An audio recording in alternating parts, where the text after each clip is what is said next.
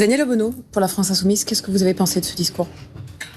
J'ai trouvé ça très long pour au final en revenir à ce qui était l'objectif de départ, c'est-à-dire d'alimenter une stigmatisation des musulmans, de l'islam, avec toutes les pseudo-précautions oratoires. Mais tout le monde a très bien vite compris que quand les 3/4 du texte ou du discours portent sur le culte musulman, sur l'organisation du culte musulman, sur des pratiques confessionnelles, que c'est ça qui est ciblé. Et on peut dire tout ce qu'on veut sur le fait que non, on parle d'islamisme. Non, il a parlé les 3/4 du temps de pratiques confessionnelles musulmanes. Donc on a là le déroulé de la stratégie électoraliste d'Emmanuel Macron. Je pense qu'il y a une adhésion idéologique aussi, parce que c'est sa vision de la société qui est stigmatisante. Et moi, ce qui me choque, c'est que on est en ce moment en pleine crise sanitaire.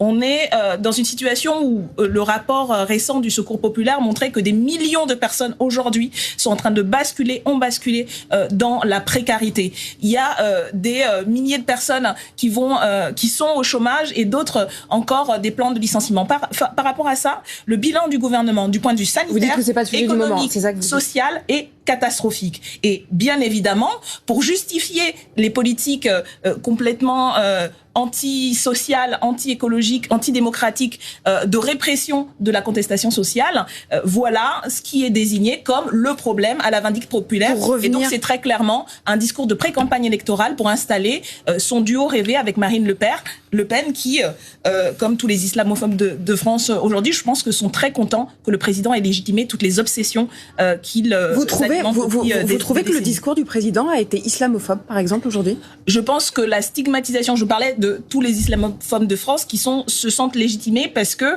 ce qu'on a entendu, c'est la reprise d'un discours d'ailleurs très sarkozyste sur concrètement dans ce discours. Daniel Obono, concrètement dans ce discours du président de la République, en problèmes sociétaux existentiels. Je vous pose une question concrète, Daniel Obono.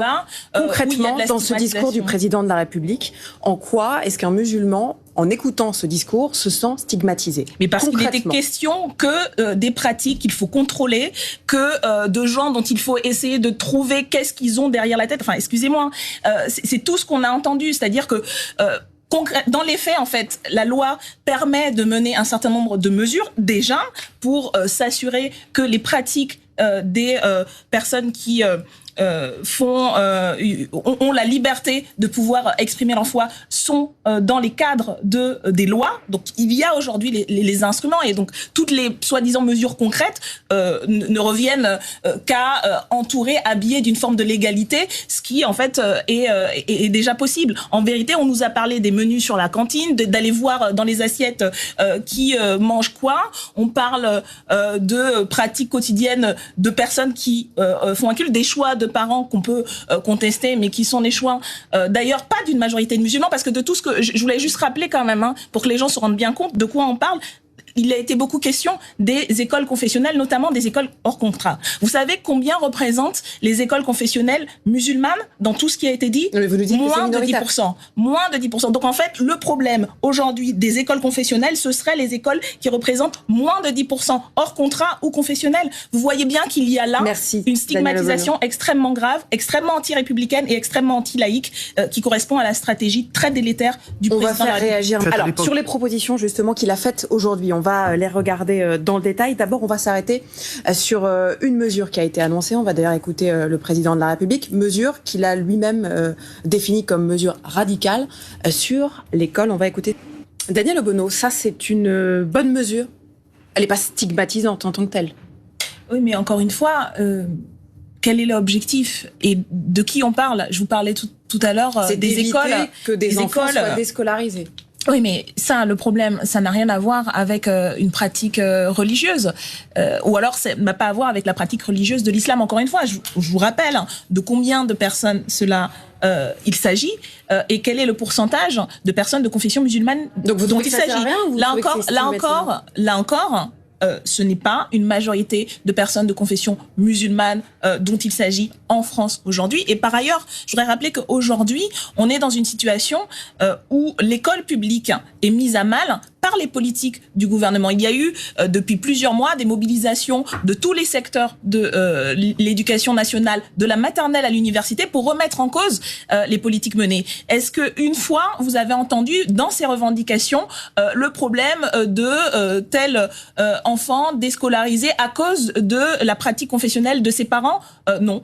La déscolarisation, elle est due aux problèmes liés aux moyens de l'école publique. Quand des enfants ne vont plus à l'école publique, c'est souvent, y compris pour aller dans le privé, dans des écoles confessionnelles, parce que les moyens de l'école publique ne sont plus aussi bons. Et par ailleurs, moi je trouvais ça intéressant d'entendre effectivement l'élu du Rassemblement national qui dit concrètement qu'Emmanuel Macron est en train de rattraper l'extrême droite, puisque c'est eux qui défendaient tous ces amalgames et toutes ces fantasmes obsessionnels contre l'islam il y a encore quelques années. Et aujourd'hui, nous avons un président de la République qui reprend à son compte tout cela. Et je pense que c'est extrêmement grave. Aujourd'hui, le problème de l'école publique, c'est les moyens qui n'y sont pas mis, notamment dans les quartiers populaires. Merci. Et à ça, le gouvernement n'y répond pas. Il préfère encore une fois justement, ses obsessions. On va poser les autres mesures qui ont été présentées par le président de la République. Donc, on l'a dit, mesures sur l'école.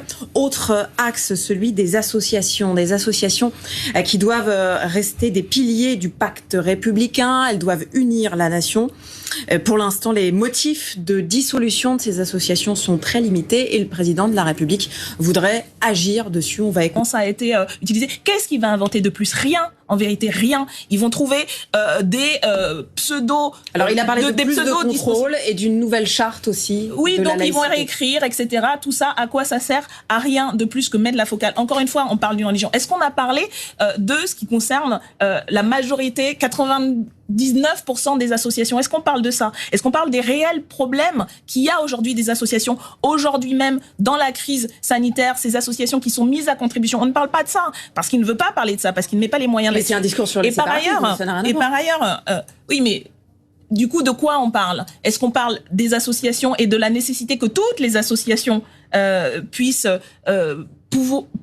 rendre les services qu'elles rendent en respectant les règles de la République? Parce que si ce n'est pas que de l'islam, on devrait parler de l'ensemble des associations. On devrait parler, vous parliez des sources de financement, on pourrait parler de ces grands clubs de foot qui sont financés par des États étrangers qui ont des idéologies problématiques. Est-ce qu'on parle de cela? Non, on ne parle pas de cela. Et par ailleurs, sur la praticité des choses, vous parliez tout à l'heure de l'école. Est-ce que vous vous rendez compte qu'on est dans une situation en pleine crise sanitaire où les écoles sont le principal foyer de propagation du virus, où il y a tout un ensemble de difficultés pour pouvoir accueillir dignement des élèves, et en fait on a une annonce dont en fait la traduction pratique est un absolu casse-tête, et on sait très bien que tout cela ne correspond à rien. Social, donc, le président de la République a quand même fait une forme de mea culpa en disant que l'État avait aussi abandonné certains territoires et certains quartiers. Oui, mais ça fait 3 ans qu'il fait des grands discours. Vous parliez de Monsieur Borloo, qui s'en rappelle certainement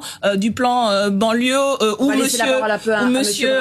Monsieur Macron avait décrié les 2 mâles blancs avec lesquels il s'identifiait. Et donc on a un discours typique du macronisme où on a l'impression qu'il découvre, où il révolte le fil à couper le beurre pour tout simplement masquer la médiocrité de sa politique. Là où on se